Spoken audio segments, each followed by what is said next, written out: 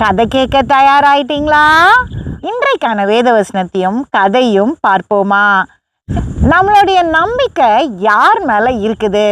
கடவுளையா, மனிதனையா? வேதம் என்ன சொல்லுகிறது என்று பார்க்கலாம். சங்கீதம் 20:7. சிலர் ரதங்களை குறித்தும் சிலர் குதிரைகளை குறித்தும் மேன்மை பாராட்டுவார்கள். நாங்கள் எங்கள் தேவனாகிய கர்த்தருடைய நாமத்தை குறித்தே மேன்மை பாராட்டுவோம். பார்த்தீங்களா வேதம் என்ன சொல்லுதுன்னு? சிலர் ரதங்களையும் குதிரைகளையும், அதாவது மனிதர்கள், விலங்குகளை நம்புவாங்களாம். ஆனால் நாங்கள் யாரை நம்புகிறோன்னா கடவுளை மட்டும்தான். ஒரு ராஜா தினந்தோறும் கோயிலுக்கு போவார். அவர் வெளியே வந்து பார்க்கும்போது 2 பிச்சைக்காரர்கள் எப்பயுமே வாசலில் உட்காந்துருப்பாங்க. அந்த கோயிலுக்கு வர்றவங்க கிட்ட இவங்க பிச்சை கேட்பாங்க. ஒரு நாள் அந்த ராஜா வரும்போது 2 பிச்சைக்காரர்கள் பேசிக்கிட்டு இருக்கிறத கேட்டாரு. ஒருத்தர் சொன்னாரு, நான் இங்கே இருக்கிற கடவுளை நம்பி தான் இங்கே உட்கார்ந்துருக்கேன் அப்படின்னு.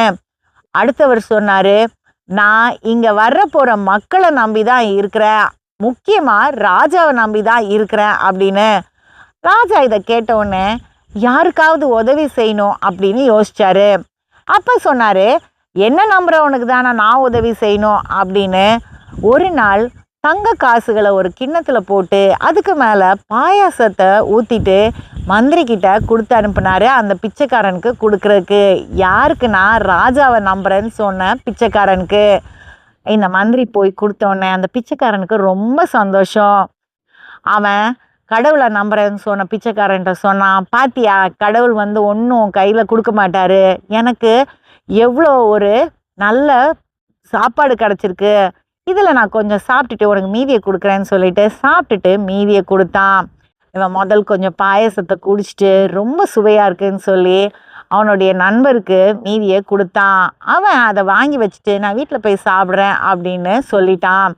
வீட்டுக்கு போன உடனே அந்த பிச்சைக்காரன் மீதி இருந்த பாயசத்தை குடிச்சிட்டு பார்த்தா உள்ள தங்க காசுகள் இருந்தது. அவன் ரொம்ப சந்தோஷப்பட்டு கடவுளுக்கு நன்றி சொல்லி அதை வச்சு ஒரு சின்ன கடையை வச்சுக்கிட்டான் அவனுக்காக. சில நாட்களுக்கு அப்புறம் ராஜா அந்த பிச்சைக்காரங்க இன்னுமே பிச்சை எடுக்கிறத கவனிச்சுட்டு போய் நடந்ததை கேட்டு தெரிஞ்சுக்கிட்டாரு. அப்போதான் ராஜா சொன்னார், கடவுள் மேலே தான் நம்ம நம்பிக்கை வைக்கணும், மனிதர்கள் மேலே இல்லைன்னு.